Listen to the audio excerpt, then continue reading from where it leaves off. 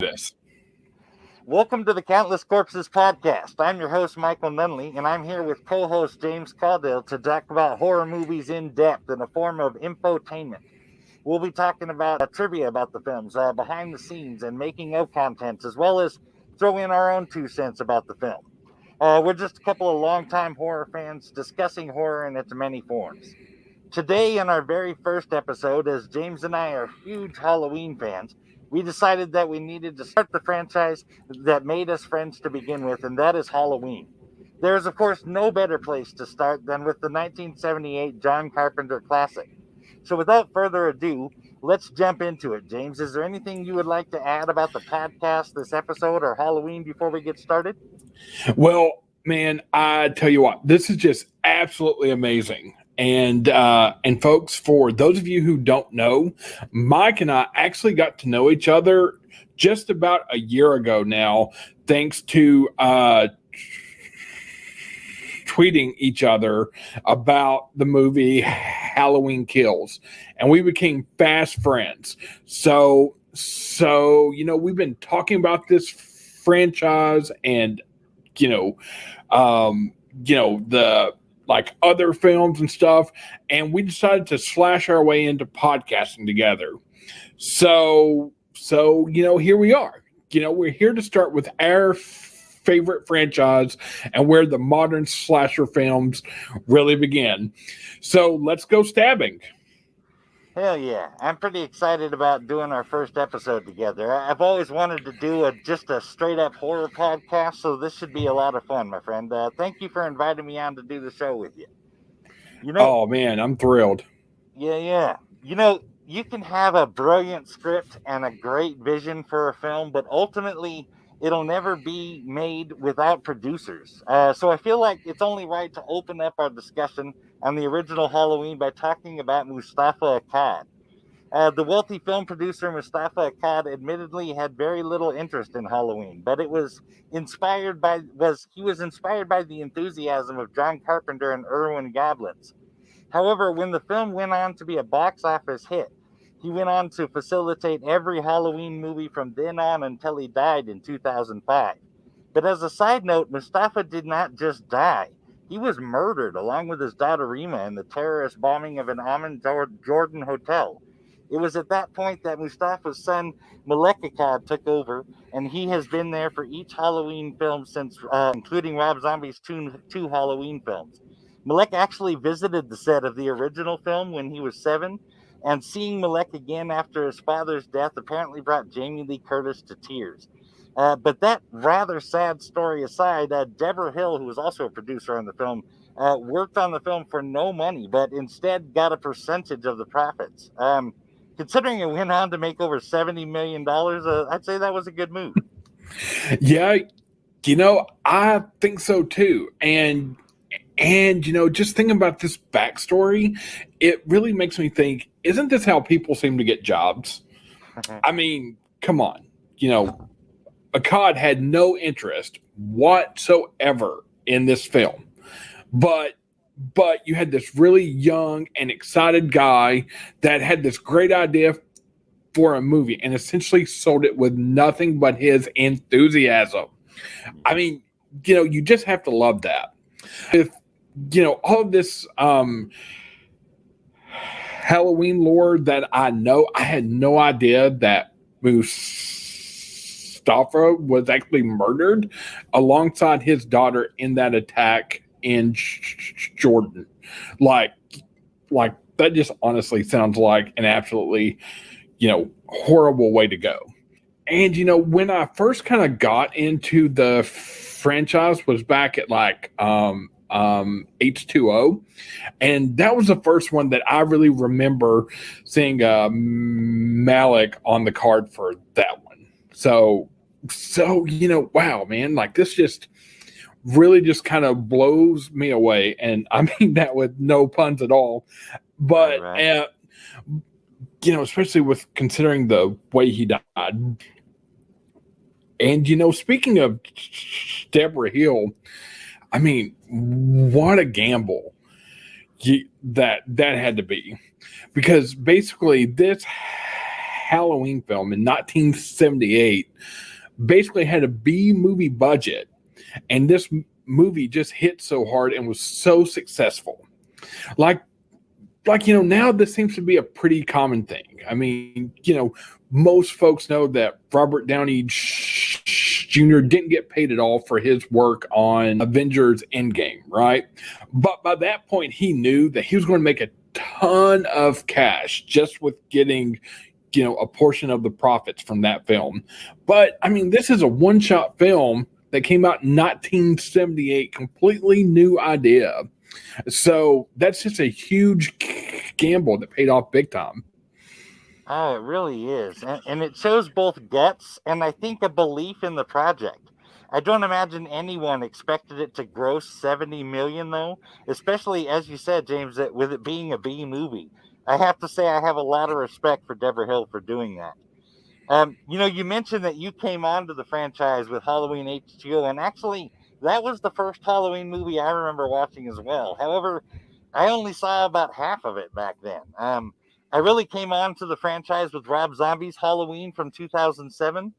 But as far as Mustafa Akkad goes, it really is a shame that's how it went down. But someone had to fill Mustafa's shoes, and Malek was the perfect person to do that. Malek was kind of eased into the franchise actually with his dad Mustafa.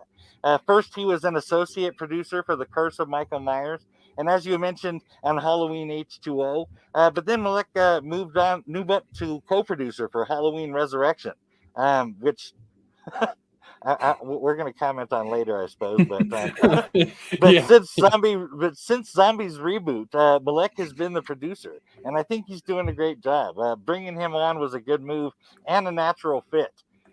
Speaking of good moves, though, John Carpenter composed the music for Halloween. In some sources say 3 days, others say 4, but either way, that's a really short amount of time.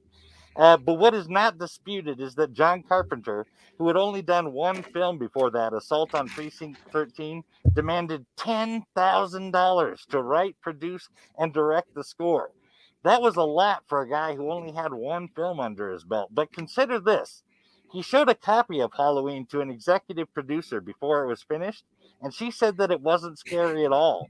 But then she watched it in the theater with John's score, and she was terrified and commented how much his score added to the film. So when it comes down to it, that was 10 grand well spent. But that wasn't enough for John Carpenter. He also wanted his name above the title, John Carpenter's Halloween. Producer Irwin Yablans agreed as long as the whole budget did not exceed $300,000. Well, that's not how it turned out, despite the agreement. An additional $25,000 was added to the budget to cover Donald Pleasant's extravagant salary. Luckily, it only took 20 days to shoot, or it would have cost more. Oh yeah. I mean, when you bring a guy like Pleasance in at that point in time, I mean, he definitely brought in the big bucks back then. But the really neat thing about this, which will definitely tie in some things we're going to be talking about, and it really kind of ties into the credits part of this film, is the composer on the film was the Bowling Green Philharmonic Orchestra. But there's no such thing. We'll kind of talk about that a little more here in just a bit. But the really neat thing about this, about that kind of iconic theme, was that it was actually inspired by bongo music. I mean, that's just one of the great things about this, this particular film and, other films just in general. A lot of these kind of, emotional movies, it's really like, hit you kind of in the feels with the music and the score. I mean, I'm not the biggest music guy that's ever lived. Like, I don't really listen to it on, a daily basis, but it's just something about having an amazing score in a movie and just how it makes it, because that's kind of the reason, like, one of the reasons I think that the 1978 Halloween film was just so successful, and it's just got a special place for me. According to an interview that Carpenter did, the kind of rhythm for the theme, he says, was inspired by an exercise my father taught me on the bongos in 1961, beating out 5/4 time. And he commented in an interview before, saying that it took him about 3 days to compose the entire score for the film.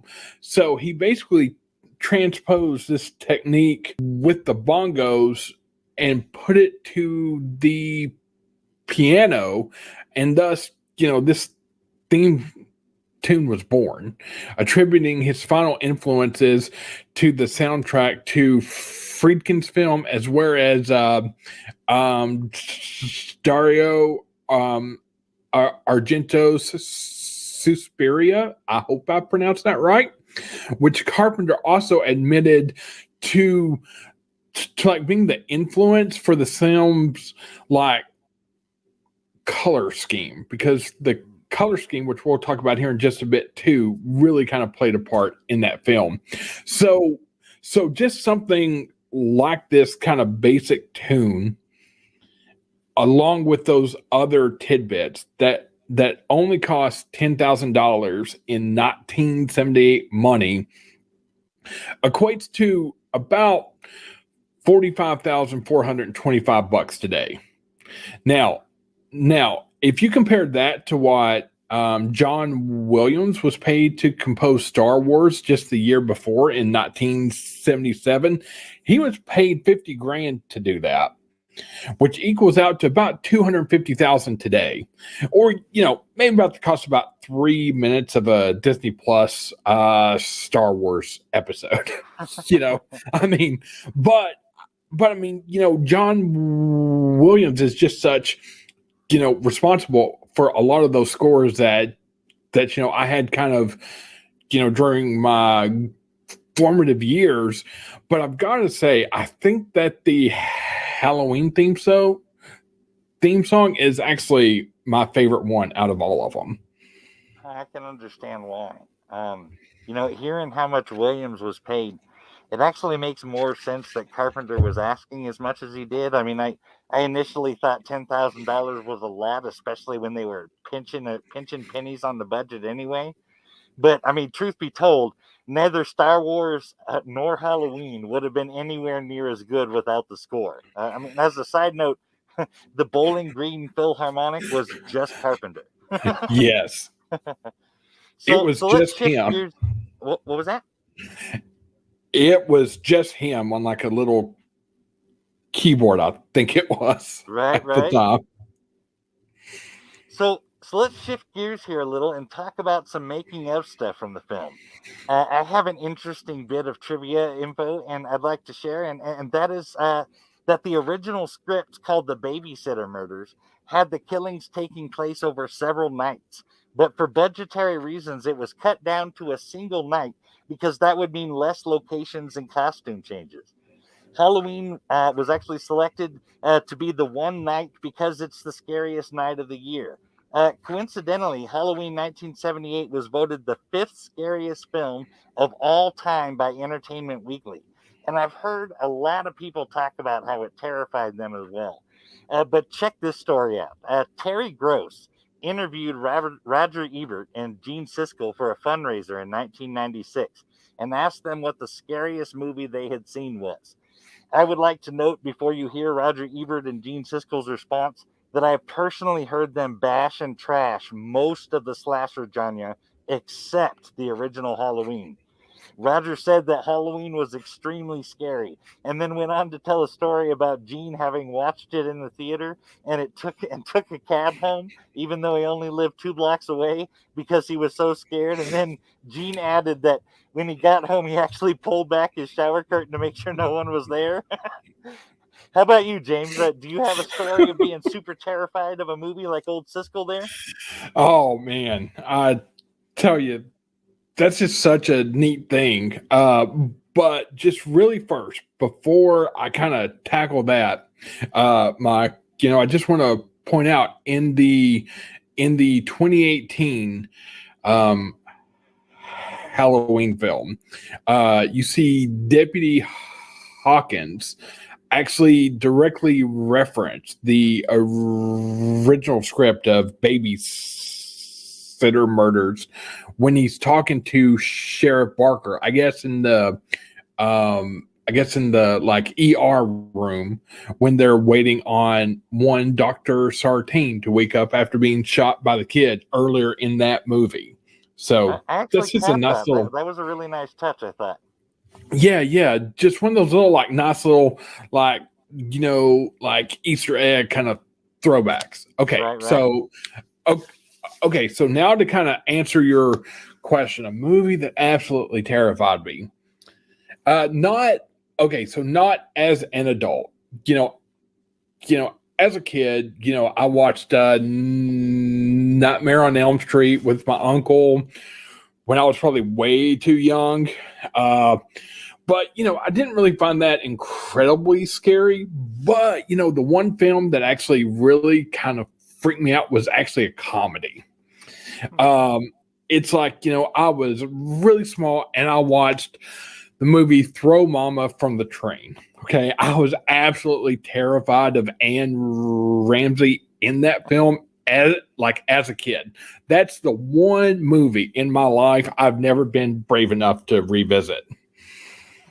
I have to say that is not a film I expected to hear about on the scary list. But when someone creeps you out, they just creep you out. And Anne Ramsey was one that was either funny or creepy for sure. I mean, either way, her voice in particular could really be creepy if you just heard it in the right light. It's funny that you should mention though A Nightmare on Elm Street from 1984, as that movie scared the hell out of me as a child as well.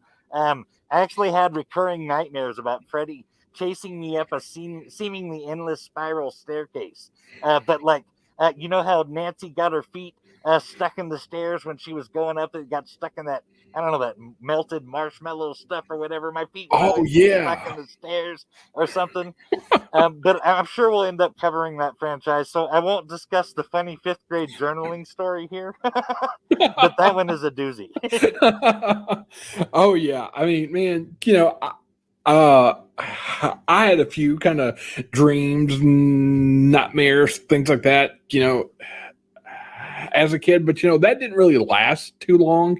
And I've kind of come back to Nightmare on Elm Street, and all of those kind of great films, of that time.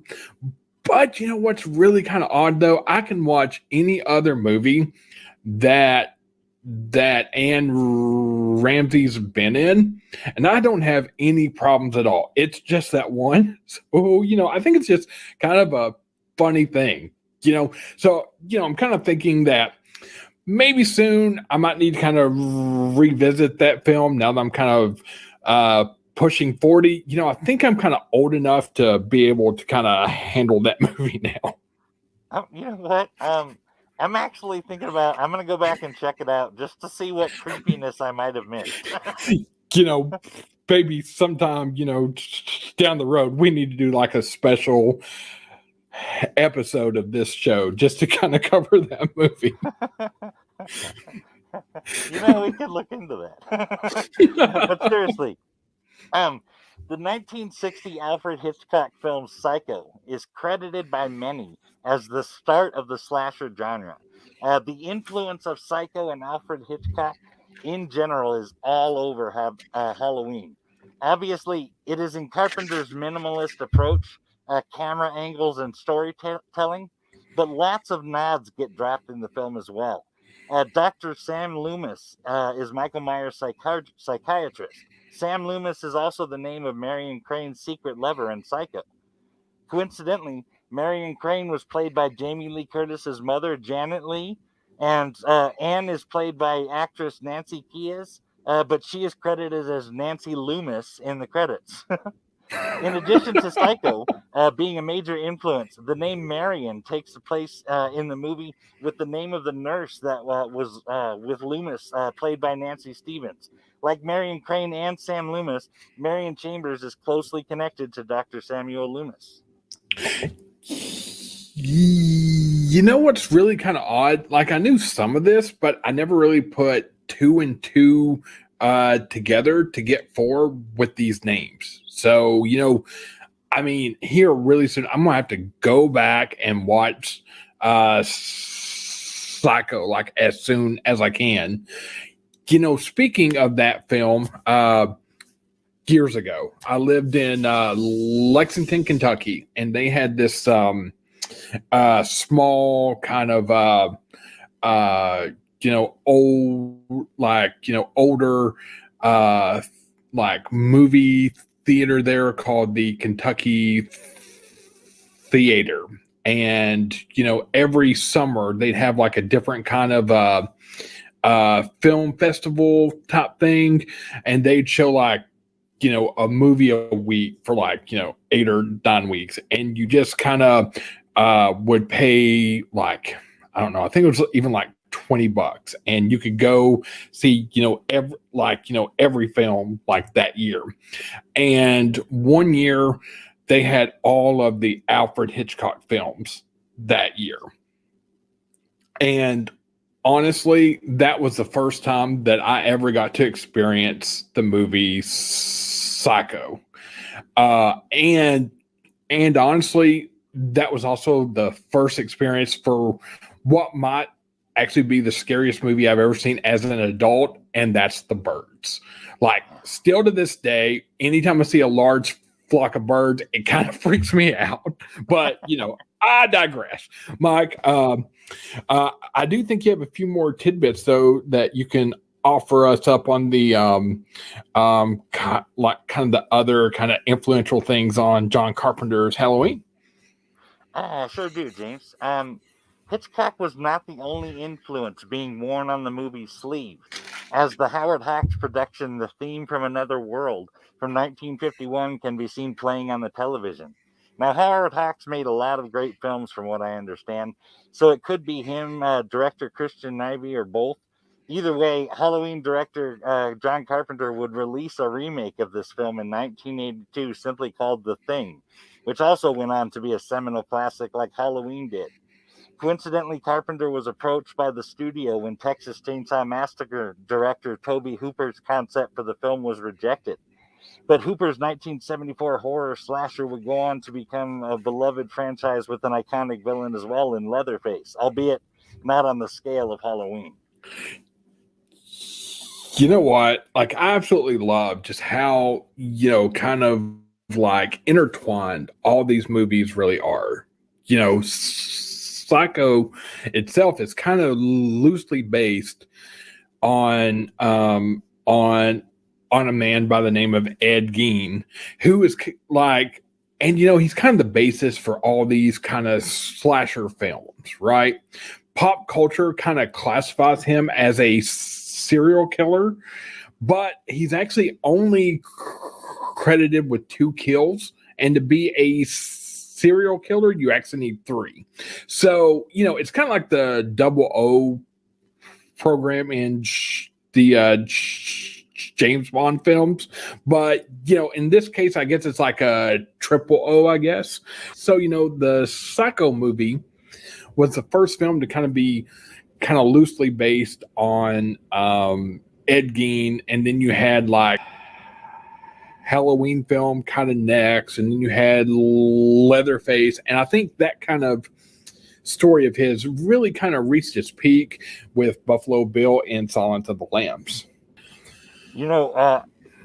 To your point though, The Shape was definitely the next evolution in the slasher genre, started by Psycho. Although some might say Peeping Tom was technically the first slasher, and they would be correct, just not in America.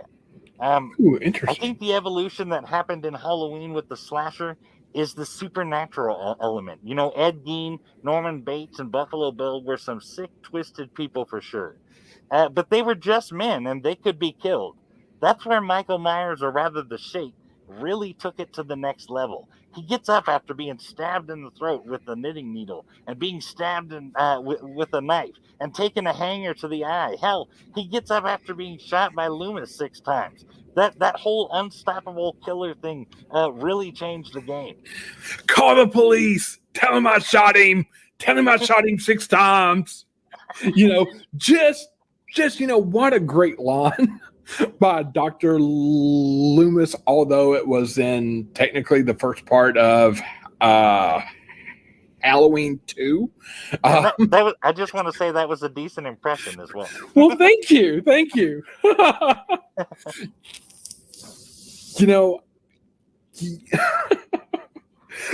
That's great. Like, I've honestly been trying to practice that for days just to make sure I at least got it, just enough because it was just so good.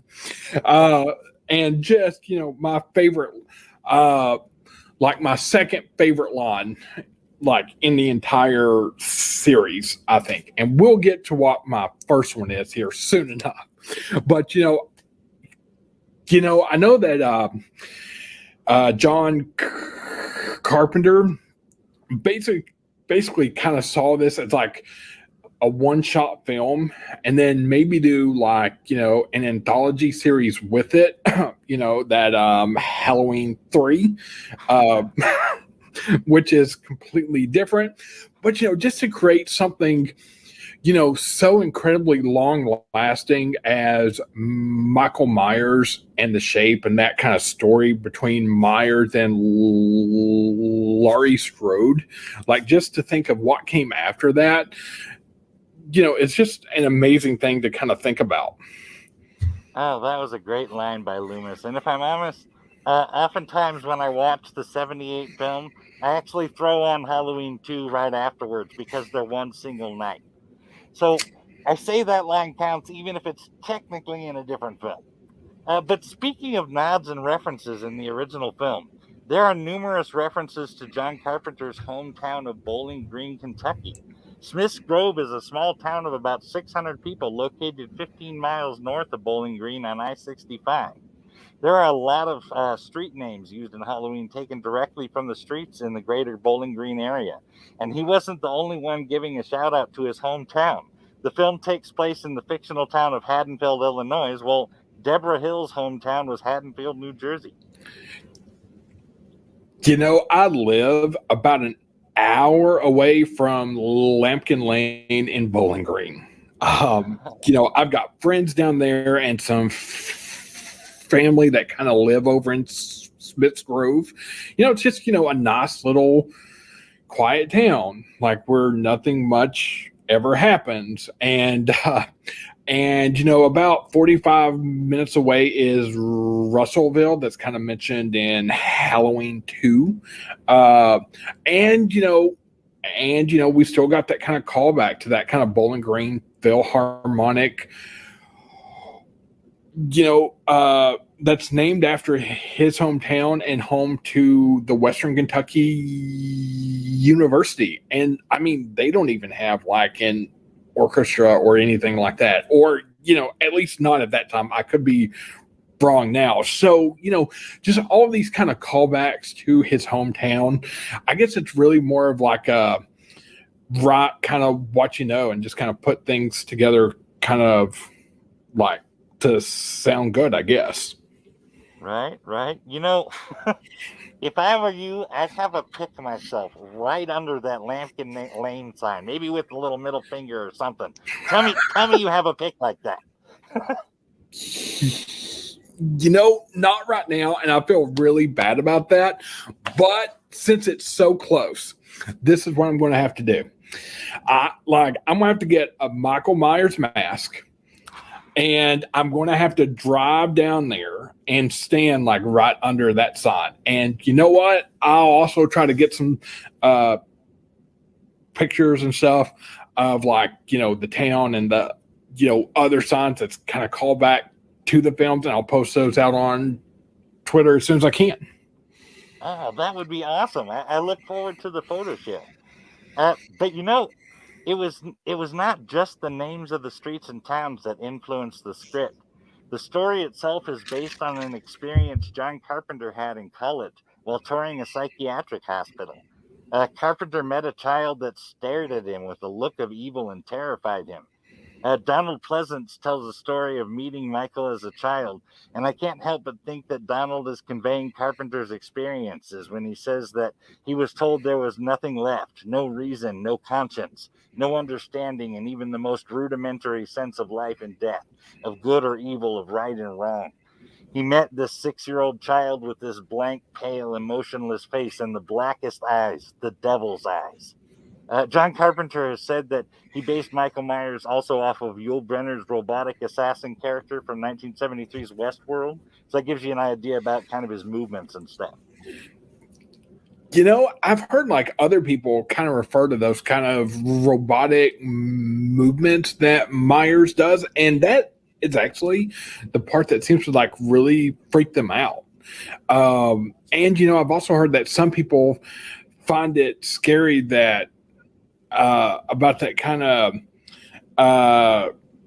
like the kind of robot in the shape of a man, so he's like really not a man at all. So it's almost like they made Michael Myers kind of like a sexless being with like supernatural powers, and that's almost what they find to be really scary about him. So what do you think about that, Mike?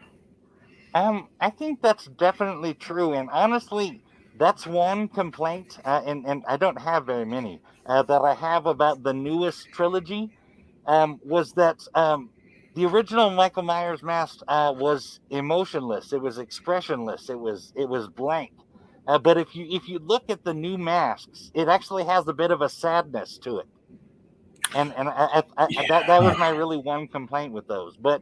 I think that is definitely true. I would say that Michael Myers, or rather the shape, is a mockery of a man. The blank, pale, emotionless face mixed with terrible violence. Also, the form of a man without the conscience of one. The whole blank slate aspect adds to the horror he commits 100%. Not just with the creepy factor, but also to the terror factor as well. But let me break that down a little further by talking about the chosen name for Michael Myers. In the film. We all know him as Michael Myers now, but he was originally just listed as the shape in the credits of the of Halloween 1978 film, and again in the 2018 film and Halloween Kills movies, even though they showed him as a 6-year-old boy under the name Michael Myers. I take this to mean that he ceased to be Michael Myers the night that he killed Judith, and simply just became the shape after that. Now, the shape is an interesting choice for him. That was a term used during the Salem witch trials to describe the specters and spirits of the accused doing mischief or harming another person. In other words, no longer human, merely the shape of one, or at least that's how I take it. Though Michael is also referred to as the boogeyman in both the original Halloween and in Halloween 4, The Return of Michael Myers from 1988. As I understand it, Carpenter's first film, Assault on Precinct 13, was entered into a British contest and won first prize and ultimately did better overseas than it did here in the United States. The distributor of the film over there was none other than Michael Myers. Carpenter actually named his character as a sort of a thank you for the overseas success. Oh, wow. Now, that part I didn't know. And that really just kind of blows my mind. It's like, thank you for helping this movie become a success. So now this other film, it's like, I'm going to make you a deranged serial killer, basically. It's like, thank you very much. Okay. So, I've heard that, John Carpenter did want that kind of character to be called the Shape, and that really was that key factor about him being no longer human. And in the novelization for the 2018 film and Kill specifically, they do explore that a little more and refer to Michael Myers as the Shape kind of throughout the entire book.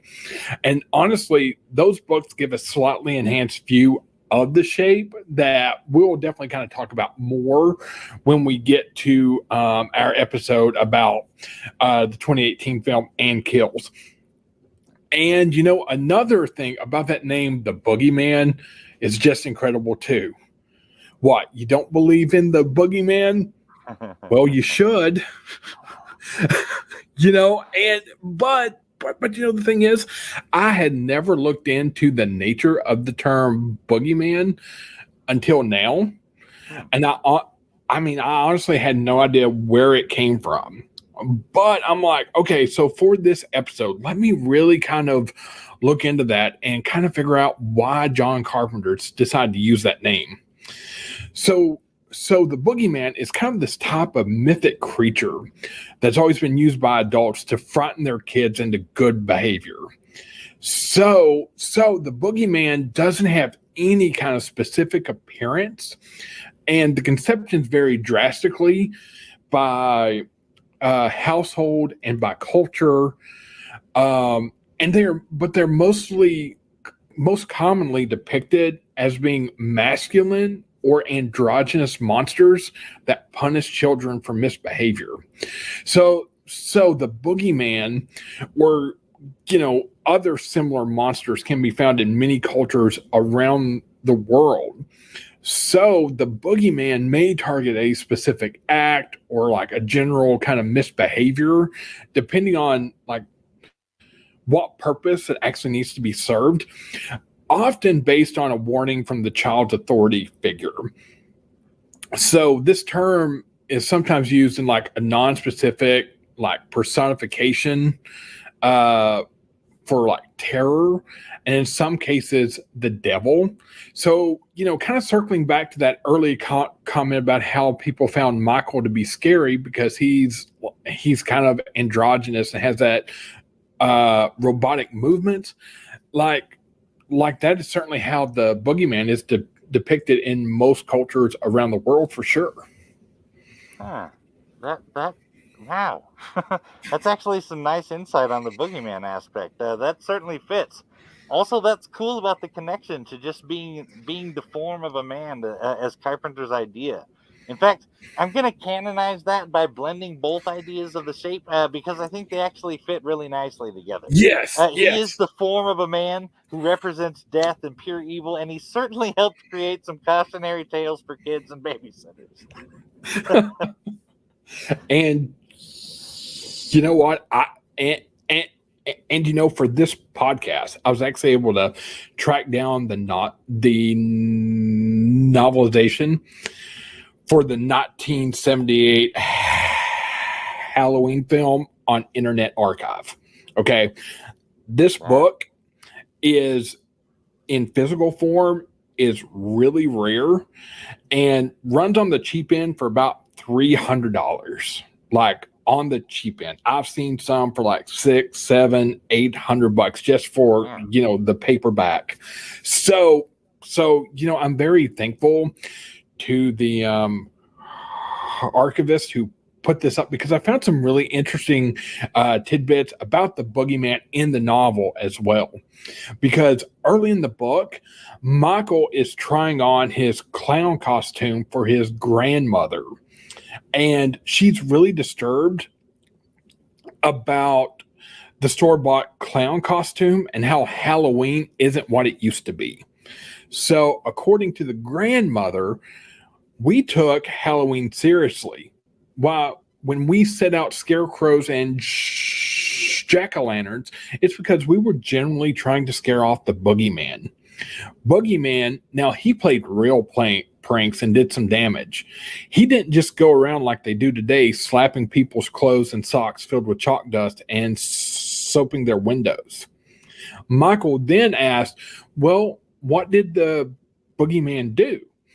And the grandmother said, if you were lucky, he would just behead your chickens. If you weren't lucky, maybe behead a couple cows.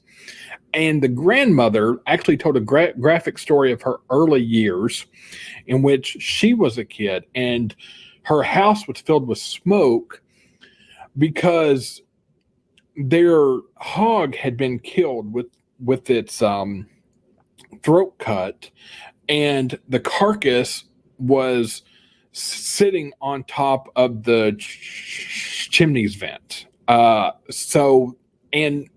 it's really hard for a 300 plus pound hog to kind of get up there.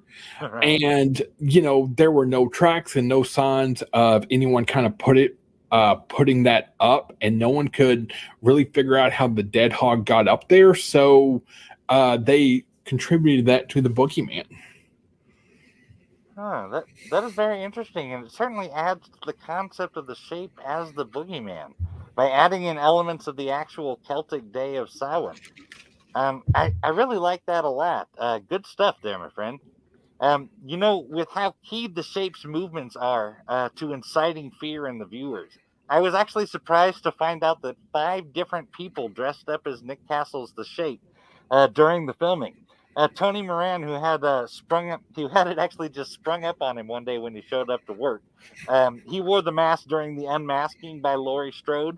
Stuntman James Winburn, production designer Tommy Lee Wallace, as he knew how much force to apply when destroying the props, so that it could be done in a single take. So that was during the film when he was breaking into the closet trying to get at Laurie.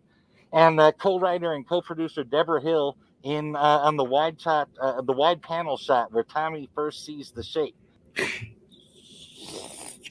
You know what's odd? I didn't really ever know that many people, wore the mask in the film, but it really tracks because I mean the Shape does different things through at the film, and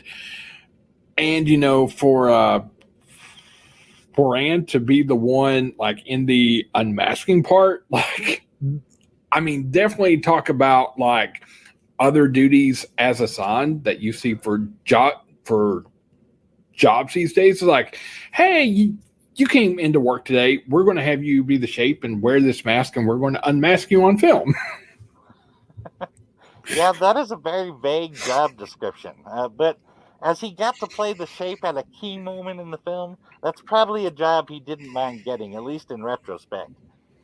As you alluded to earlier, James, before working on Halloween '78, the film's cinematographer, Dean Cundey, and John Carpenter saw the film Chinatown from 1974, and they were just blown away by it. In fact, it influenced the color palette for Halloween, with the burnt orange for the daytime shots and the blue backing for the nighttime shots.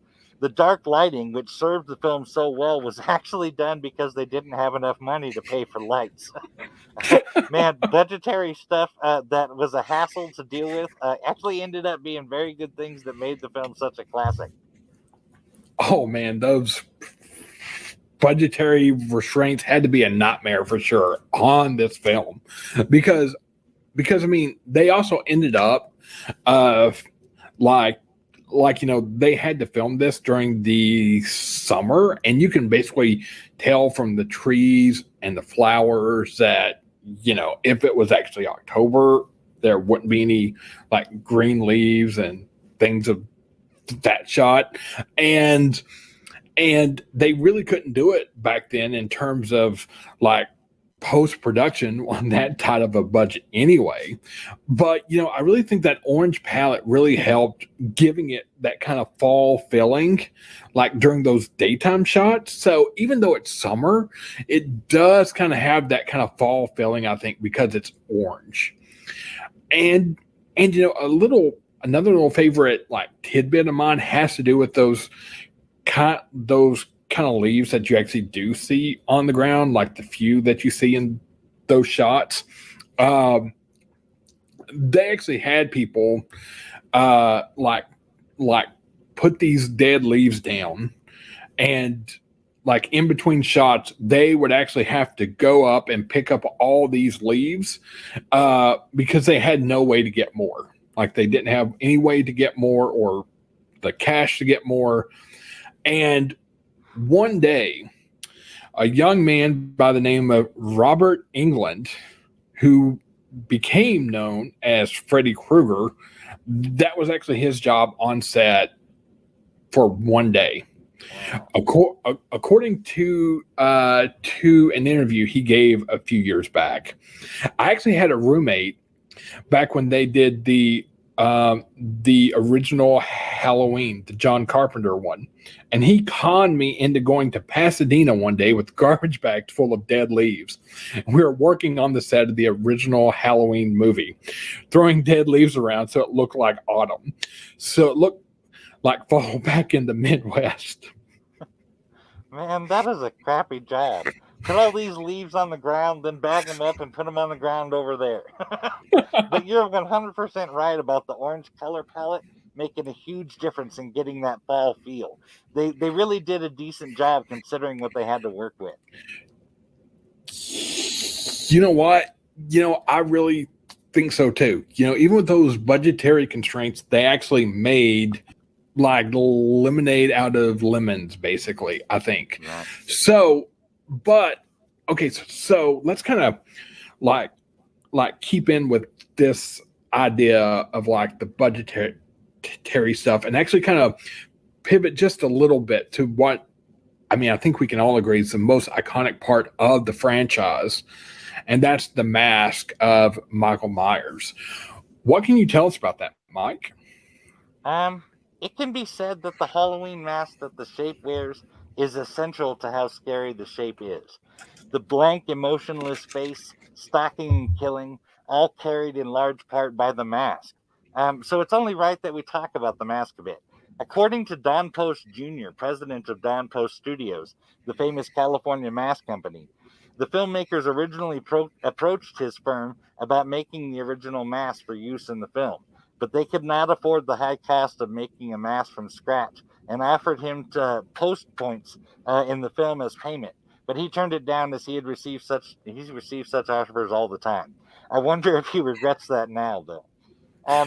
They did consider a Don Post Studios clown mask for the Shape originally as a nod to young Michael Myers dressing up as a clown in the clown costume when he killed his sister Judith. The clown mask was creepy and unsettling, but the crew ultimately decided that the emotionless look of the Don Post Captain Kirk mask, its simplicity made it all the more terrifying. A pull here and a yank there, throw in some fish belly white spray paint, and you have one of the most iconic masks in film history. It should be noted that Jamie Lee Curtis has said in interviews that William Shatner, whose face was the model for Captain Kirk mask used in the film, did not appreciate having his likeness used as the face of a demonic, sadistic serial killer. Those are his words. What's more, SNL comedian and actor Michael Myers of Wayne's World and Austin Powers fame hates having a serial killer out there with the same name he does.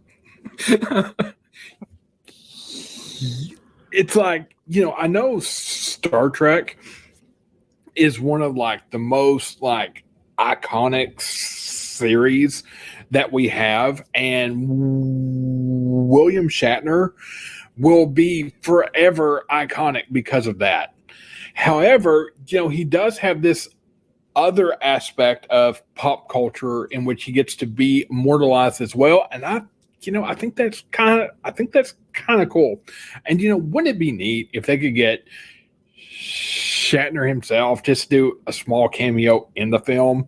I get the connotations with the serial killer and all that, but Shatner, being all sorts of iconic like that just really just fascinates me. And the Mike Myers of Wayne's World and Austin Powers fame, that one maybe I can understand a bit more because having the same name as anyone or a character that's famous or infamous can be frustrating at times. I'm sure people get you confused, make like corny jokes, and all of that kinds of stuff. So, maybe I can get that one a little more. I have actually used that panel from Watchmen where Rorschach is screaming to them to give him back his face in reference to William Shatner's thoughts on his likeness being used as a shape mask. That's awesome. It really fits. I am under the impression, however, that Shatner is not a horror guy, though. So I don't see him making a cameo, but that would be cool. As for the comedian Mike Myers, as you said, millions of people making the same joke at your expense, like they're the first ones to ever say it, it would get old very quickly. Every job interview and initial meeting with someone, you just know it's going to come up. That would be frustrating and might even make me a little prickly if I were in his shoes. You know what? Yeah, I'm sure it would. So for that specific Mike Myers, okay, I get that. And Shatner not really being a horror guy, I guess that kind of tracks. That's not for everyone, and I know he's more of like a science fiction kind of guy. We all know that Star Wars is better, but Star Trek itself is just really cool too. I'm kidding. That's a discussion for another day. But if you can't get like the Captain Kirk himself to make an appearance, I wonder if the comedian Mike Myers would be interested at all. At least have some kind of fun. I mean, I guess this is why I'm not involved in casting movies and things like that. I think your best bet might be like a spoof movie, but they seem like they're just against it. I did see a movie, however, where a guy was asked to get Michael Myers masks for a robbery. They were all going to wear them, to hide their identity, and the guy came back with an Austin Powers mask, which was funny. That's awesome. That's great. but I think that might be as close as you get for now. For now, let's move on to the opening POV sequence where Michael kills Judith Myers. It took 2 days to film, but ultimately only had 3 scenes, and there were only that many because the Panavision cameras, which cost half the budget, by the way, they were Wow. using could only hold about 5 minutes of film. Can you imagine trying to shoot a movie with 5 minutes of film in each take? I mean, Oh wow, that just sounds insane. right? It should be noted that they did not shoot the film with the eye hole like we were looking through the mask. They only shot it as a POV. The eye holes used there and at the end of the film were added post projection by MGM's optical department.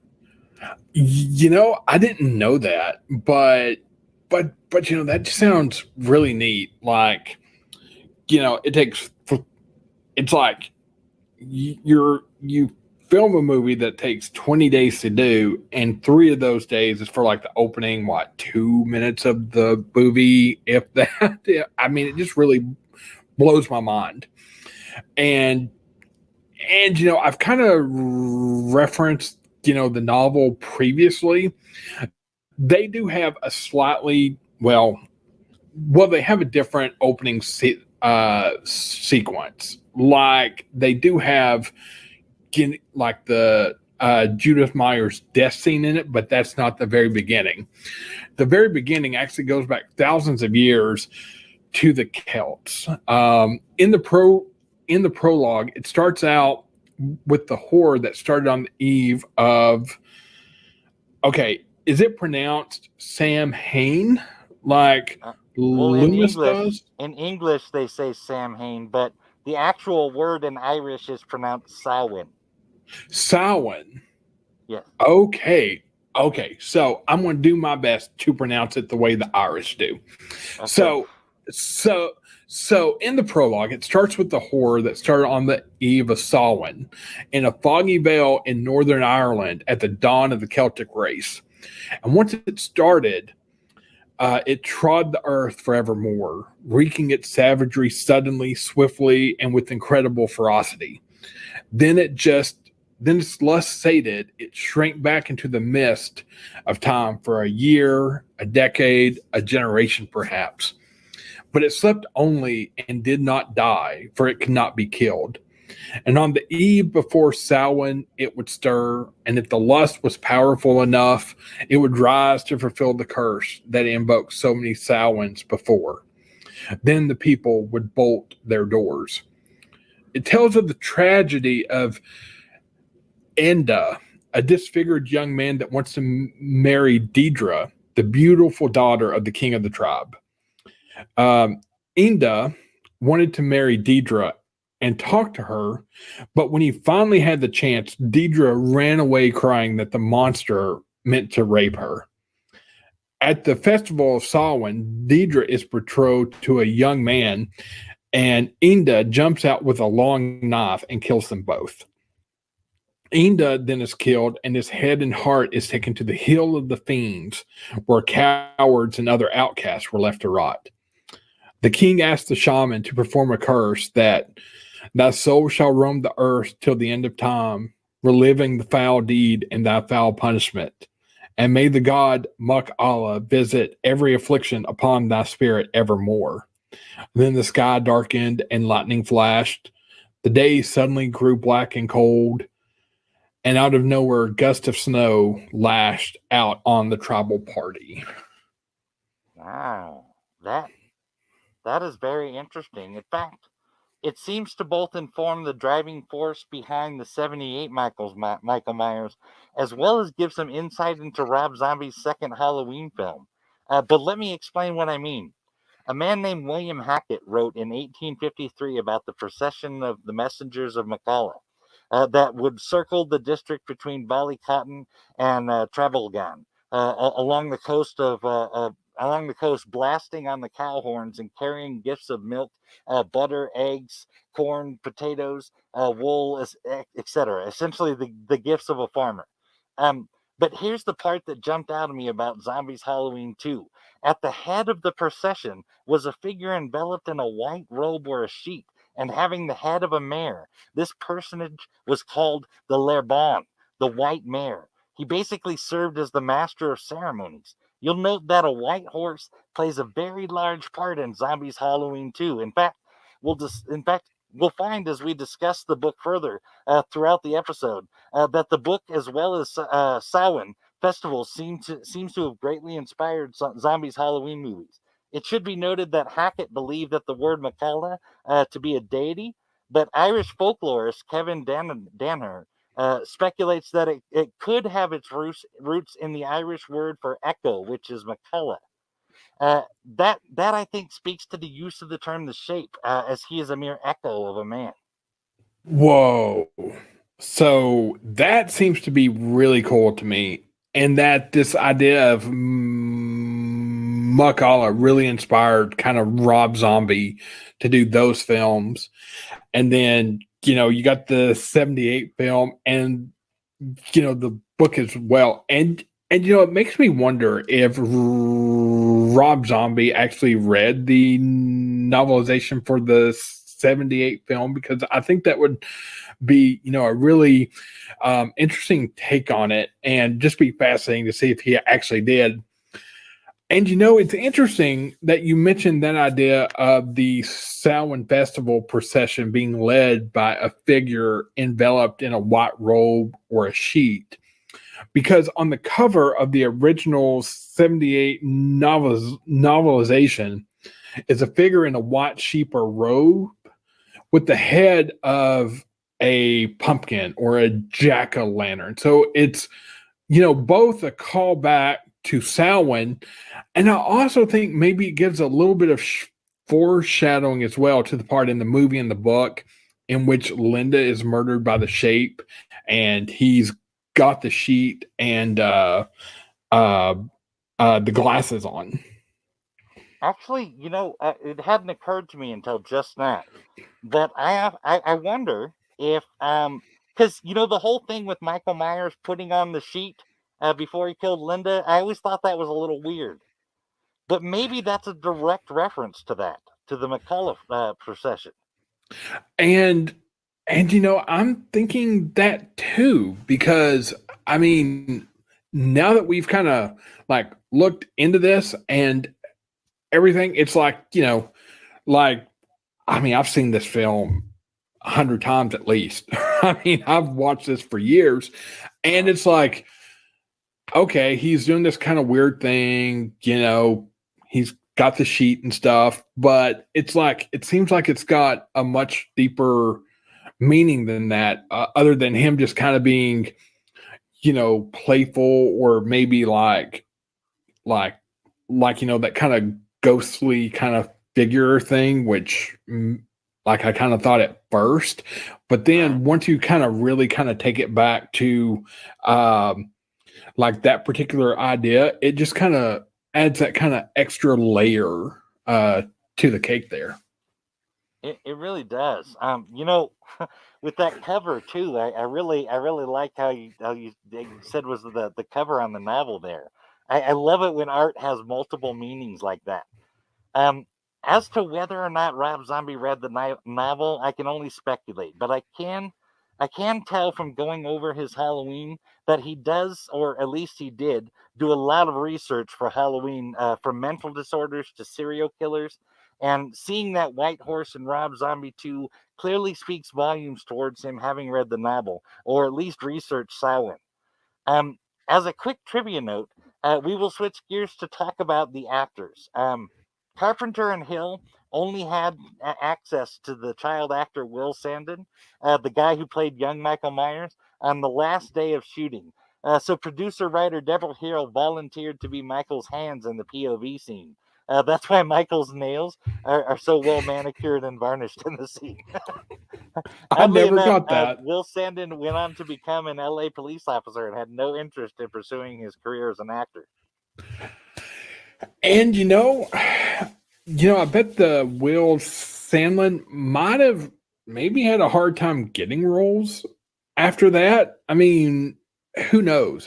I mean, it does kind of remind me of the guy who played or like the kid who played Danny Torrance in The Shining, Daniel Lloyd. He only starred in one made for TV movie after that, and he said, "You know what? I'm done." He's actually now an associate professor of biology at Elizabethtown Community and Technical College here in Kentucky, just about a couple hours drive from me. So, really small world how all of this kind of comes together. But I do wonder kind of what effect like starring in a horror film like probably has on a child, because not everyone is Danielle Harris, who I really hope kind of gets to come back, because she just had an absolute blast on set. But I've got a feeling we're going to be talking a little bit more about her soon enough. Oh, yeah, for sure. I have seen several behind the scenes or making of docs about horror movies that have children in them. And from what I can tell, the kids actually have a blast on the set, at least most of the time. As to horror's effect on children, I will say that I started watching horror at 8 years old. And while I have a dark and twisted sense of humor, it caused me to be a horror writer myself. That's but if awesome. we could switch gears a bit here and talk about some of the actors in the film, of course, one of the key figures in Halloween franchise is Dr. Sam Loomis himself. Carpenter originally hoped to get Peter Cushing or Christopher Lee to play Sam Loomis. He was thrilled, actually, when Donald Pleasance accepted the role, as he was a big fan.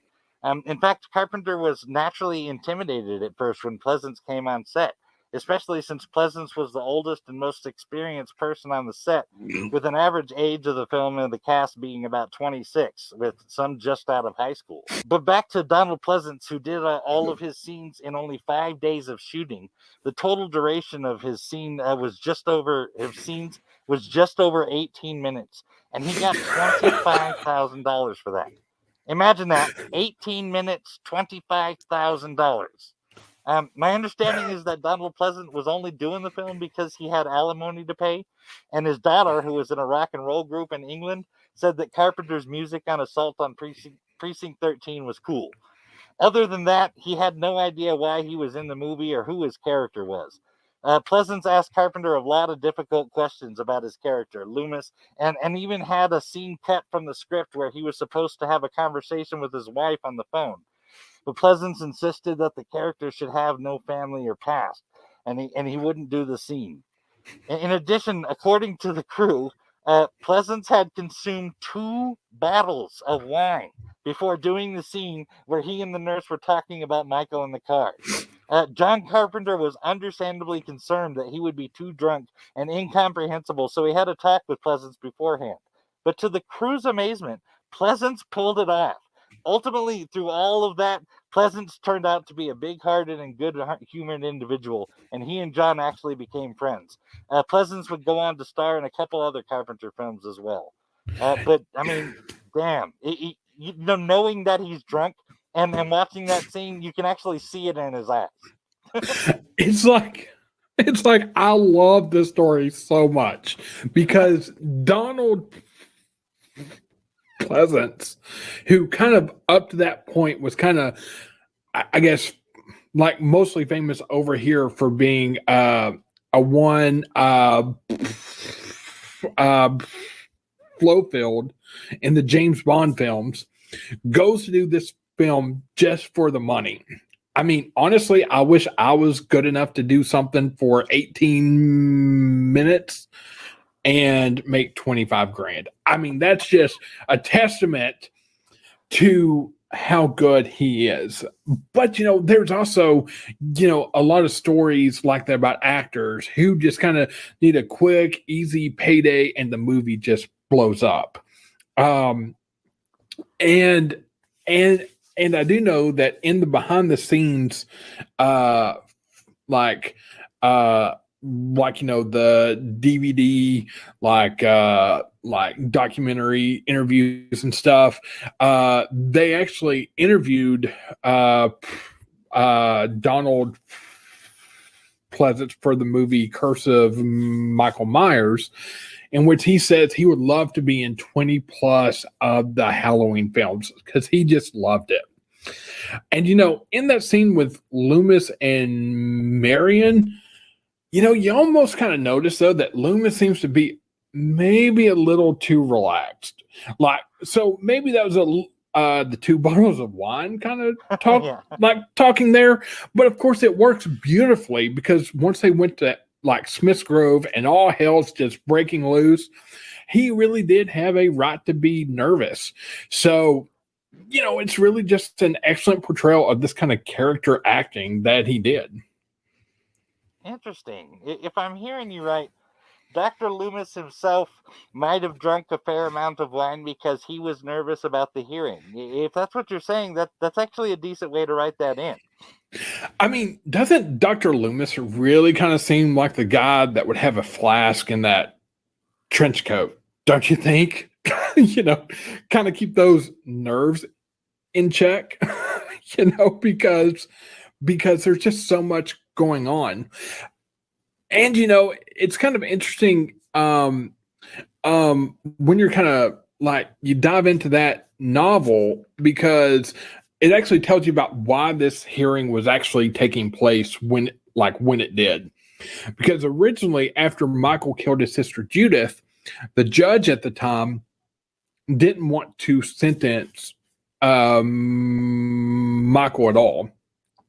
They actually tried to pin the murder on the boyfriend Danny because they found the semen and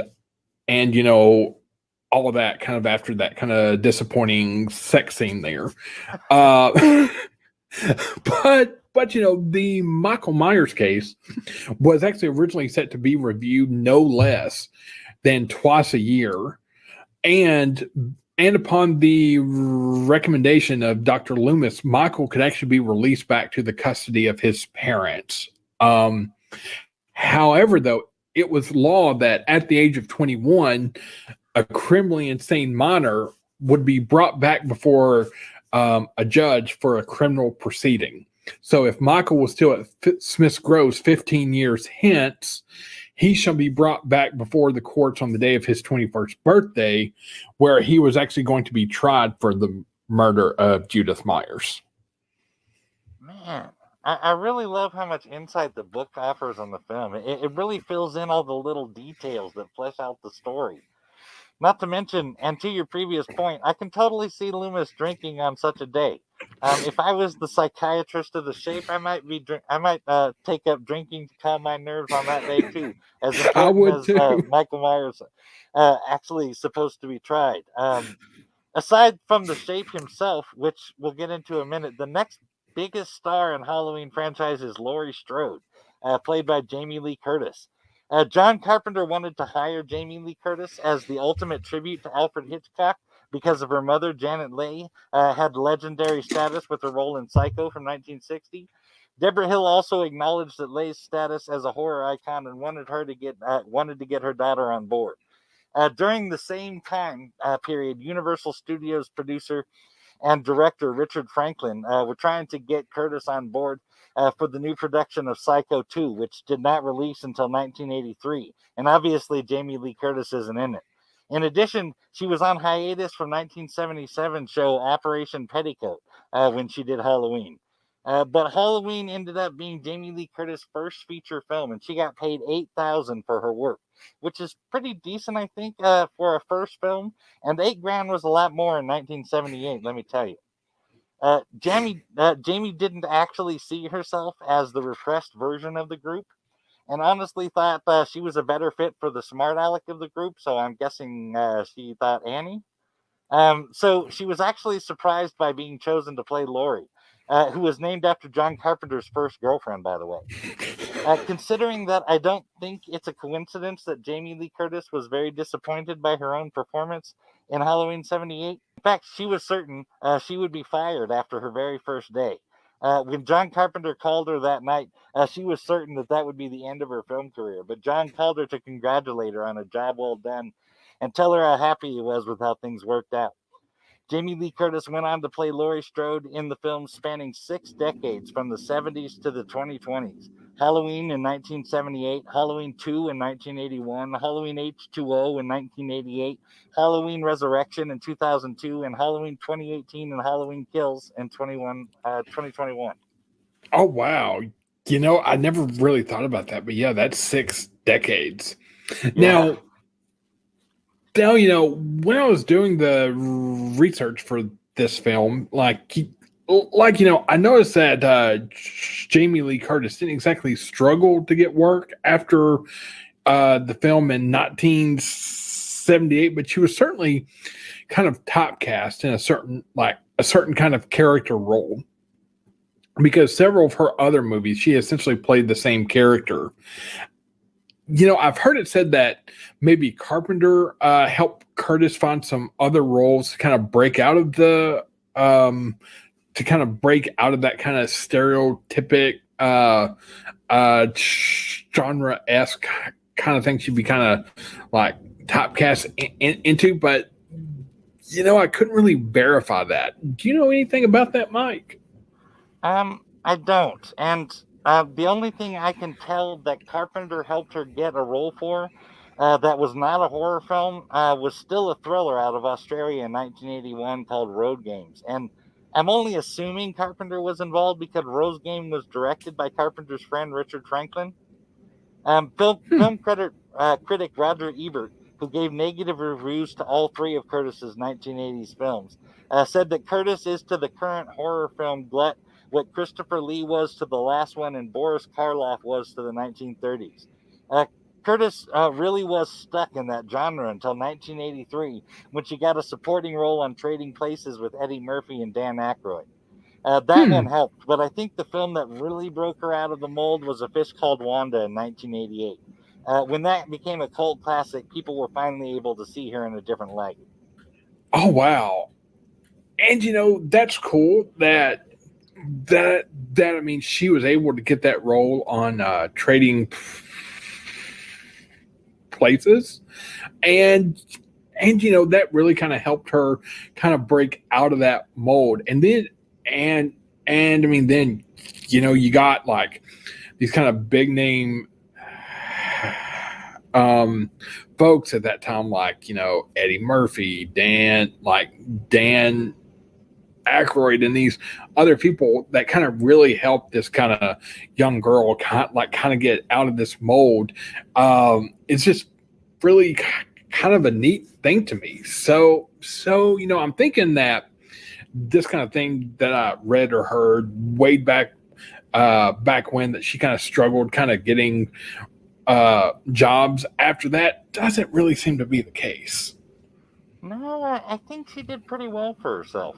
Look, but if I can change subjects once again, Yeah. I have to comment on Laurie's father in the film, played by Peter Griffith, the father of the famous Melanie Griffith. Um, you only hear him one time at the beginning of the film, and we never see him again. He doesn't even come to the hospital to see her after she was attacked in Halloween 2. He's just gone. You know, when you see Halloween 2, when Laurie's kind of, you know, at the hospital and they're kind of waiting for the doctor to get in, and the nurse says, I think he's drunk. I can almost kind of imagine her dad kind of being passed out drunk somewhere. But but I mean, if we're just thinking about like this one film, I think it really gave us some of the fodder for our kind of culture attitude of where are the parents? When kids kind of get into some kind of situation, and it's kind of led to this idea of the helicopter parents and some of the current issues that I think we have now. And I don't mean this in some like big earth-shattering way, but shortly after the Halloween movie in '78 came out, and then you had the next one in like '81, and then you kind of get this whole kind of satanic panic, and then after that you kind of had the kind of heavy metal music panic, and then you got like parents trying to get teachers fired for books, and things like that. So maybe this was kind of the start of that. Yeah. Things went crazy in the latter 70s and into the 80s with all of that Satan stuff. I mean, don't forget about us evil D&D players summoning demons to our games before we play, sacrificing virgins on our altars. We're definitely going to have to do just like an entire season of this show, just doing the Stranger Things show, because especially that season 4 really kind of dives into that, D&D satanic panic stuff, and it just blows my mind. But here again, I kind of begin to digress. I could actually do a Stranger Things for sure. That's a really fun series, and I love it even more since I started playing D&D. But you're right, we are a bit off topic here. So let's talk about Nick Castle for a second, the man who played the Shape. He is known for how creepy he made Michael Myers with just how he moved. But there's a funny thing about that, actually. John Carpenter had very little input for Nick Castle as far as to how he should play Michael. Nick Castle would be like, "So what's his motivation here?" And John would just say, "Just to walk from one stage marker to the next one," or sometimes, "Just walk, man." One bit of direction that was given was Michael's when Michael stuck Linda's boyfriend Bob to the wall. Carpenter had Nick tilt his head to the side as if he was observing the corpse. Man, I love that. Like just telling Nick Castle, just walk, man. And honestly, I think that's what made The Shape even more terrifying. Just, he's just doing this slow kind of ambling kind of walk, and then he's got this blank, pale, emotionless face. Just really a creepy thing.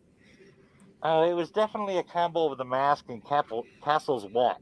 But I can't put my finger on what it was about Castle's movements. I want to say that they were calm and yet determined. What do you think, Jake? What is it about Castle's performance? Man, those movements were just perfect. And yes, I really think they were purposeful and very methodical.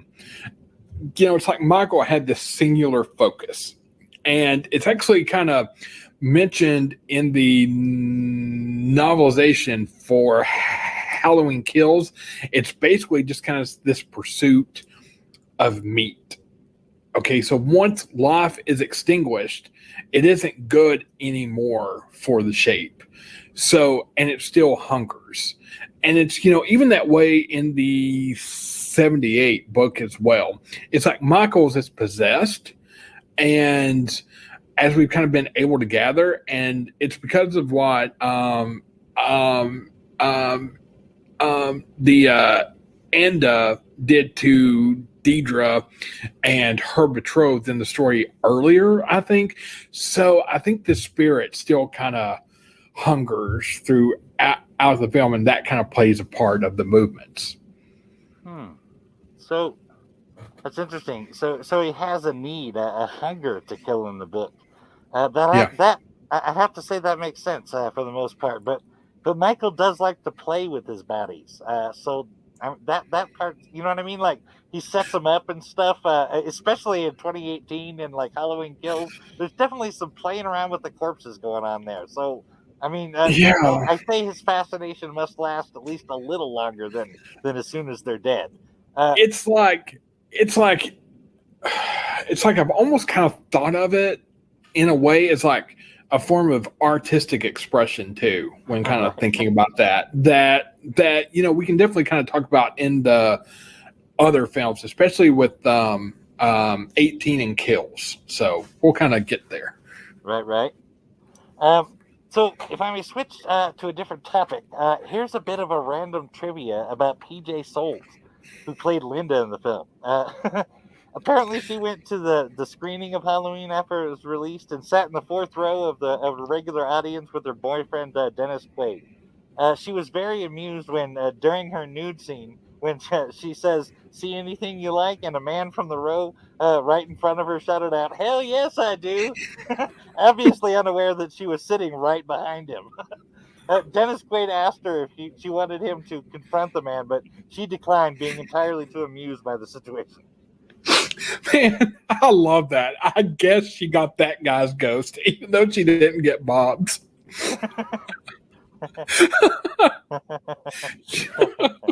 Okay, bad jokes aside, you know,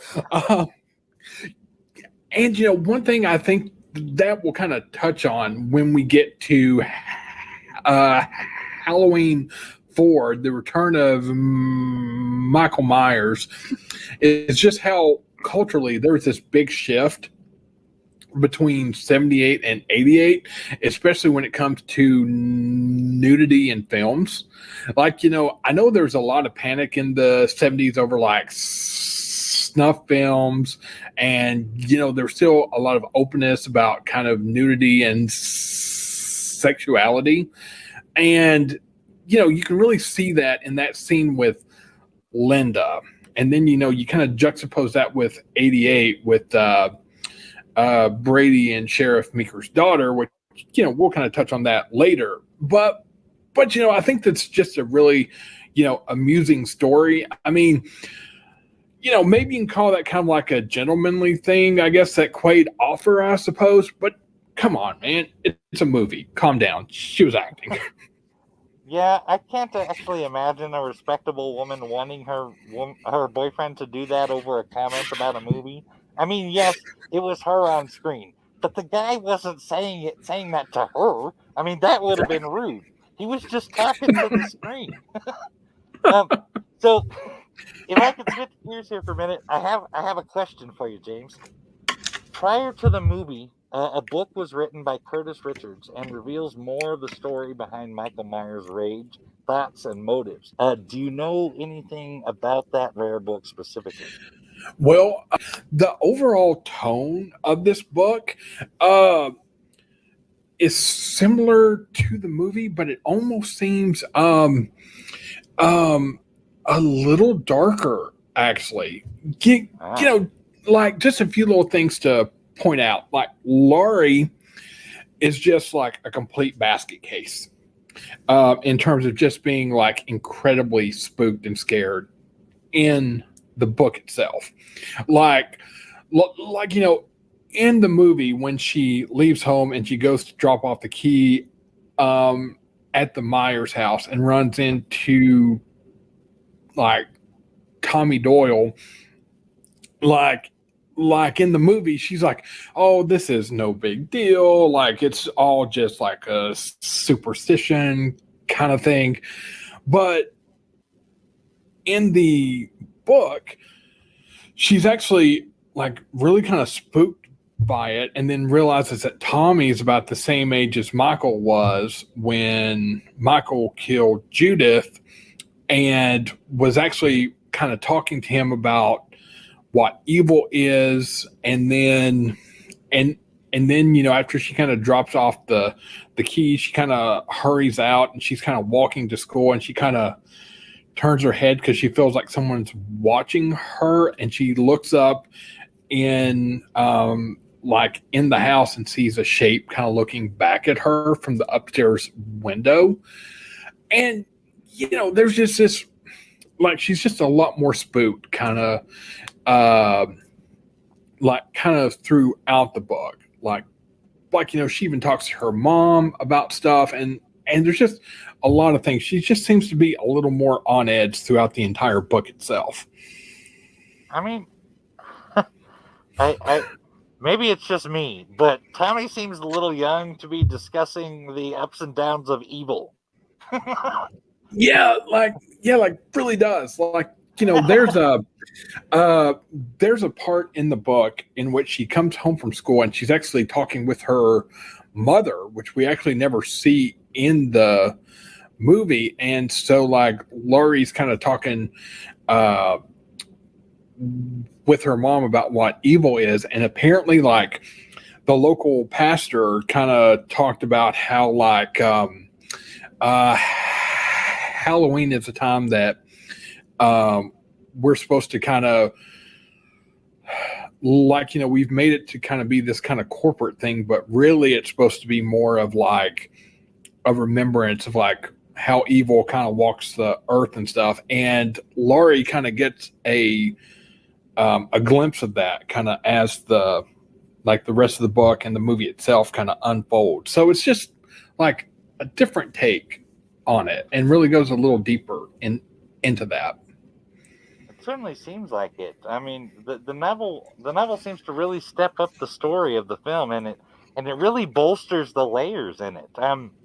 But speaking of layers and looking through windows, I have to talk about the scene where Laurie is in class, and her and her teacher are talking about fate as Laurie looks out the window and sees the shape just staring at her.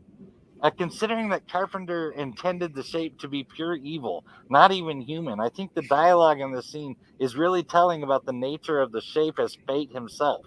Laurie explains that Samuels, one of the writers in her teacher's discussion, wrote that fate was like a natural element, like earth, air, fire, and water. This paints an interesting picture, as Samuels, aka the shape, personified fate. We don't look at nature as good or evil, even though it seems to do both good and bad things, bringing both blessings and terrible disasters. Nature just is. The shape is supposed to be pure evil, so there is clearly some morality attached to his actions. And I think that anybody watching the film would say that what the shape does is evil. But as this scene, in my opinion, is supposed to be telling of who or what the shape is, I wonder if, as it pertains to the shape, Carpenter was referring to the shape as death incarnate, as death is not in and of itself good or evil, it's just like nature. Consider the description given. Fate is immovable like a mountain. It stands where man passes away. Fate never changes. I absolutely love like this part of the movie, like talking about fate. And then, like, you see that kind of replayed again, especially in H2O, when they're kind of like talking about like Frankenstein's monster. But I don't want to get into that movie too much yet, because I'm sure we're going to get to that. So, but if we kind of dive deeper into this, the novel actually brings out a little bit more, because when they're talking about fate in class, Laurie kind of starts to muse with herself about fate.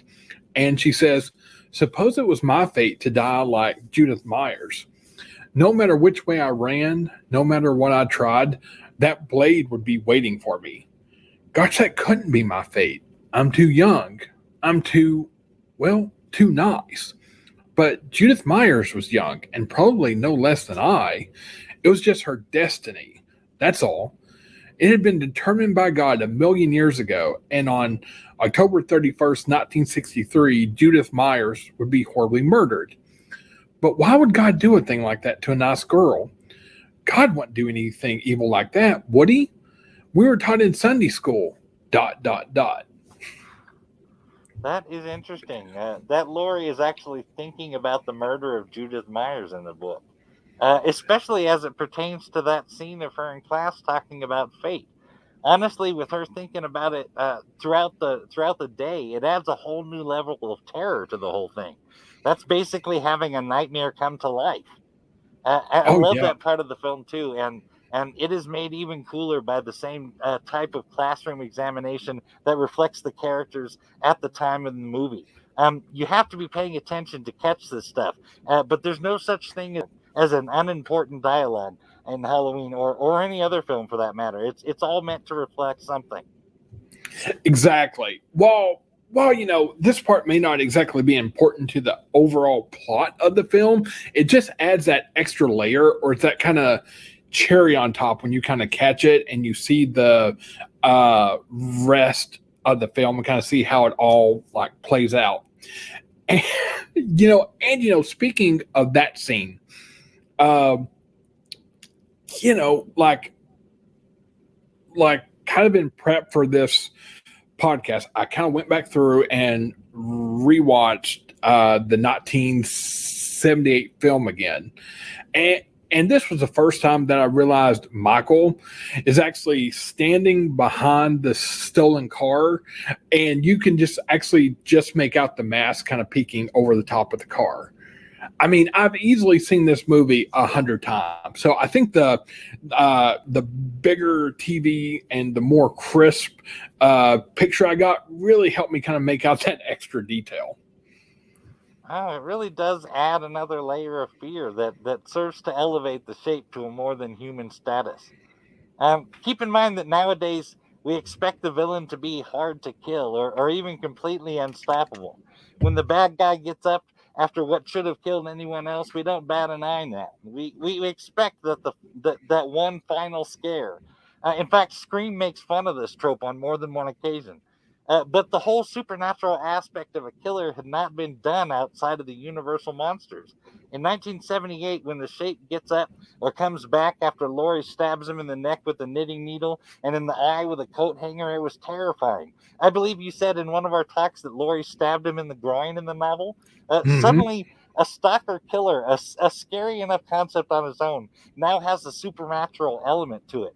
And I can't help but think of that scene when Laurie in school earlier, where the shape is at least in theory described as death itself, the very personification of fate. And fate is immovable like a mountain, and it stands where men pass away. You cannot kill death, as Dr. Samuel Lewis found out after he shot the shape 6 times.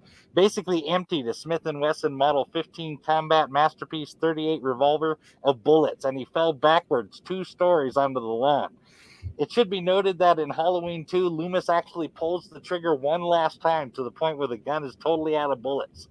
Anyway, all of that to say, I think that when this movie came out, should be considered when being watched for the first time as a viewer. Also, if you're a first-time viewer of the 78 classic, you should know that Halloween is credited as one of the fundamental films that define the slasher genre, and its appearance marks the start of the golden age of slashers, which ran from 1978 to 1984 and covers well over 100 movies. So Halloween was bringing something new. These aren't the same old slasher tropes. This is the film that started those tropes. And honestly, I really believe that the original is the best. So I know that John Carpenter wasn't really in this movie to create these slasher movie tropes and go on to create this kind of wildly successful franchise. But I mean, he ultimately kind of created this. And Wes Craven and others kind of borrowed that kind of supernatural element, and it's really just fantastic. I think had he set out to do those things, it would have come across as less genuine.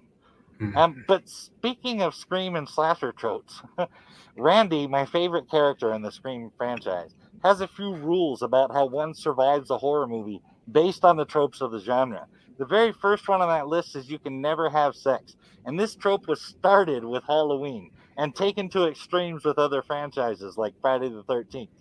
But the truth is that John Carpenter and Deborah Hill have stated many times over the years that they did not consciously set out to depict virginity as a way of defeating a rampaging killer. The reason that they all die is actually because they're all so preoccupied with getting laid that they don't notice that there's a killer at large. Contrast this with Laurie Strode, who spends a lot of her time alone and is therefore more alert. you know, that's just kind of a funny thing to me. And even if you take on low rent Michael, the Jason Voorhees of Friday the 13th, kidding. If you're a big like Friday the 13th fan, like I get it, like he's really cool, but in that first film, Jason's mom said that the counselors of the camp was just so consumed with, quote, making love that they didn't see that her son was drowning. So that kind of trope started very, very early on. So with the Halloween 78 film, Judith was just consumed by this lackluster performance of Danny, and Bob and Linda had no idea, sex, beer, cigarettes, and all that. And then you go to Halloween 2 with the scene in the therapy room with the pool and the girl getting her face kind of scalded off. It's kind of funny to think about, but those kind of scenes really didn't help with that kind of trope. No, it did not. And speaking of which, on the subject of both the destroying of the face and Jason Voorhees, I have to say that I prefer Jason freezing the chick's face and smashing it on the counter in Jason X to Michael's boiling that chick's face alive. That is good. And speaking of Judy's boyfriend's lackluster performance, Judith Myers and her boyfriend managed to go upstairs, get undressed, turn out the light, have sex, and her boyfriend gets dressed and is on her way down the stairs in 1 minute and 26 seconds. Keep in mind that there was traveling time going up the stairs and getting dressed and undressed during that minute and 26 seconds. So the sex was even shorter than that. For a genre that came to be known for sex scenes and nudity, that might be the saddest performance of any man on record, except maybe Bob's 15-second performance with Linda later on. You kind of have to think like that's that guy's first time, right? That kind of premature issue that boys can have their first time. Well, it certainly had to be something like that. I mean, those were some pretty pathetic performances that I really think only a newbie would do. You know what though? But in the book, like they had been together for a while and had, quote, gone all the way in the car, but wanted a more civilized location to be able to do it.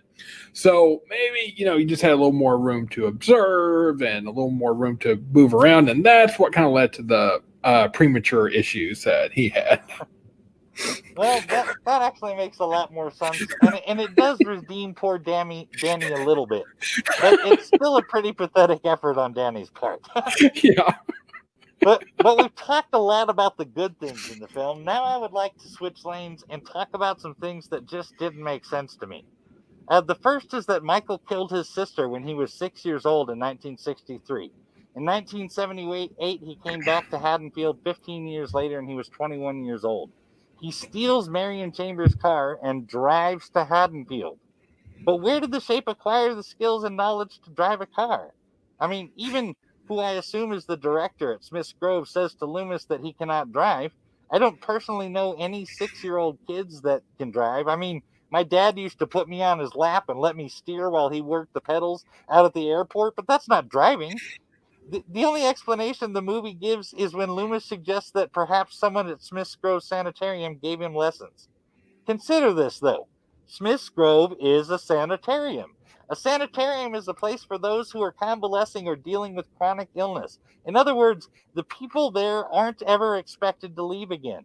Why would someone teach the shape, which he becomes after he kills Judith, he was no longer Michael Myers, how to drive or learn any skills to prepare them for life outside the hospital if they're never going to be able to use those skills and likely cannot safely leave the establishment?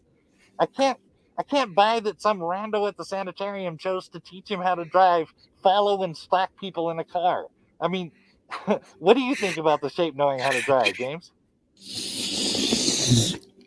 Mike, I mean, I swear, if some rando in the sanitarium there taught Michael to drive, I really hope it's Danny Trejo's character in Rob Zombie's film, because he was awesome in Hell that yeah, film. you got my vote there, my friend. But honestly, I think that the Shape or the Boogeyman is a totally kind of different character than Michael Myers. As you know, Aaron kind of says in the 18th film, I believe in Michael Myers, deranged serial killer, but Boogeyman, no. I think they might have been a small setup for what ultimately became the Thorn aspect, kind of in the 1978 movie, with him kind of being able to drive, and Michael's kind of the god of the cult and the curse of Michael Myers. It's almost like he's been taken over by that supernatural entity, kind of keeps him alive and lets him drive and kind of do all that stuff. And in the novel, when Michael's at Smith's Grove, Loomis says that Michael basically has his little empire there. Everyone's afraid of him because all this kind of weird stuff kind of happens around him.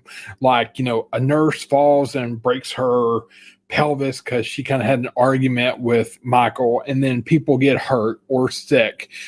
And they can't really prove that Michael's doing it, but it's like everyone's kind of afraid of him. So literally anyone on staff would do anything that Michael Myers would request. I could certainly accept that some outside entity is giving him knowledge or abilities he might not otherwise have. That makes more sense than Loomis's explanation. Yeah. The second thing I have personally never come across is a Halloween mask in a hardware store. A Halloween mask feels out of place in that store. Maybe a small town hardware store back in the 70s might have carried them. But I've been to many small towns and big cities, and none of their hardware stores carry anything but hardware and maybe a key making side business. Have you come across anything that would make you think that a Halloween mask could be found at a hardware store?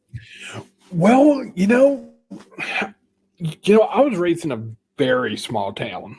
We had more cows than people. And we had this kind of hardware store called Western Building Supply. And one year they actually had a few Halloween items like masks and stuff when I was a kid, because the closest store to get anything like that was 20, 30 miles away. So if you want to get something a little more affordable or something more like that, you actually had to drive to do that. So I do remember they tried a few items, but they were so marked up that no one would buy them. So they'd actually drive the 30 miles back. Now these days, we have this kind of chain store called Rural King, which is part hardware store, part Walmart. Almost, it's you can get tools and lumber and you can get clothes and chickens and freshly popped popcorn, and I'm betting you can probably get some masks and stuff there. So I could really maybe see them having that now. All right, then. I stand corrected. I guess they do have those. A scene I liked in the film was when Laurie Strode and Annie Brackett are driving in the 1977 Chevrolet Monte Carlo, smoking pot. They're listening to the song "Don't Fear the Reaper" by Blue Oyster Cult, which is ironic as Michael Myers is following them in another car. I liked that Rob Zombie used this reference in his Halloween film in 2007. Of course, he does it during a different scene with Linda and her boyfriend, but I like the nod nonetheless. Also, as a quick side note, while I'm on the topic, I liked Rob Zombie's 2000 remake, but while I admit that it defies Carpenter's original vision, which was that the audience should at no point relate to him, and Zombie clearly went the opposite way with his version. Although Zombie clearly has a love for the original film, the audio of the bullies telling Tommy he's going to get you, the boogeyman is coming, was actually used as a voiceover on White Zombie's cover of "I'm Your Boogeyman," sung by Rob Zombie. I didn't know that, and I think that's really a neat choice for that kind of nod in Zombies version too. And I really I really like that idea of playing "Don't Fear the Reaper" in the 1978 film. But nowadays the thing I really can't help but think of with that song is every time I hear that song, I cannot help but think of the SNL sketch, "I've Got a Fever, and the only prescription is more cowbell." So I mean, was this song like really popular in the 70s? That was a hilarious skit, actually, and one of SNL's best, in my opinion. But to answer your question about the popularity of "Don't Fear the Reaper," in the late 1970s, "Don't Fear the Reaper" is Blue Oyster Cult's highest chart success, reaching number 7 in the cash box and number 12 on the Billboard Hot 100 in late 1976. So I would say yes, it was a popular song in the 70s and especially in 78, just 2 years after its release. Man, how on earth did they afford that with the kind of budgetary constraints they had? I don't have any idea, but it could not have been cheap. Could So be. here's the part. It's actually my favorite part of the whole show. I know the One, show is two. called Countless Corpses Podcast, but I'm here to tell you we definitely intend on counting the corpses on this show. In Yay. Halloween 78, there were a total of 7 deaths. The very first death was, of course, Judith Myers, who was stabbed 9 times by 6-year-old Michael Myers in a clown Halloween costume. The second death was the mechanic, who was beaten to death off camera. The third death was an unarmored female dog that was slammed against the wall and then eaten off screen in the Myers house. As a side note, in the flashback scenes of Halloween Kills, this dog is actually seen for the first time. The fourth death was another dog named Lester, the German Shepherd that belongs to Lindsay Wallace, that was strangled to death in a kind of off camera, as we only see the bottom half of the dog and the shape. The fifth death was Annie Brackett, who was strangled in her car before having her throat slit by the shape. The sixth corpse on our list is Linda's boyfriend, Bob Sims, who was briefly strangled before being lifted up and pinned to the wall of a kitchen knife by the shape, who just stands there and watches him hang there for a minute. The seventh and final death in Halloween 78 was, of course, Linda Vanderklap. She was strangled to death with a telephone cord. So there you have it, folks. 5 humans, 2 dogs were killed in the original Halloween classic. But as Halloween 2 from 1981 takes place on that exact same night, one could technically add another 10 corpses from Halloween 2 to the kills of that fateful night in 1978, making the total 17. But again, that is a technicality, and we didn't discuss Halloween 2 in this episode, so our official count will just be 7 bodies for this one. And, we could also, if you wanted to kind of bring in the novelization part of it too, you could have between 1 and 3 extra deaths. You would have Deidre and her betrothed, which was killed in the prologue in at the festival of Samhain.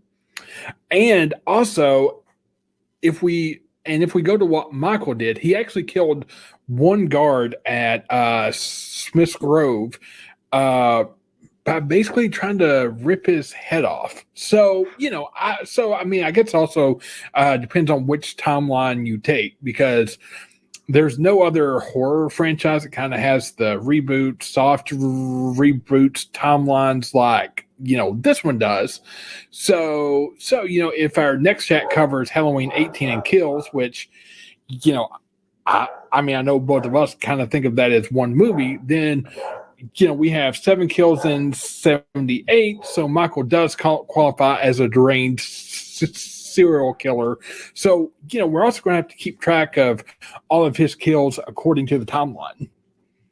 I'm totally all right with adding those 3 extra kills from the novel, even if they are on the technicality level. So technically, if you add in the 3 kills from the novel and the 10 kills from Halloween 2, then you're looking at a solid 20 kills for that day and night. But we will need to keep a running tab for the kills in the different timelines, and I'm gonna love counting those bodies. Well, Yeah. that about wraps up our discussion on the '78 classic Halloween, the film that launched the golden age of slashers and redefined the genre. We'll see you next month when we talk about Halloween 2018 and Halloween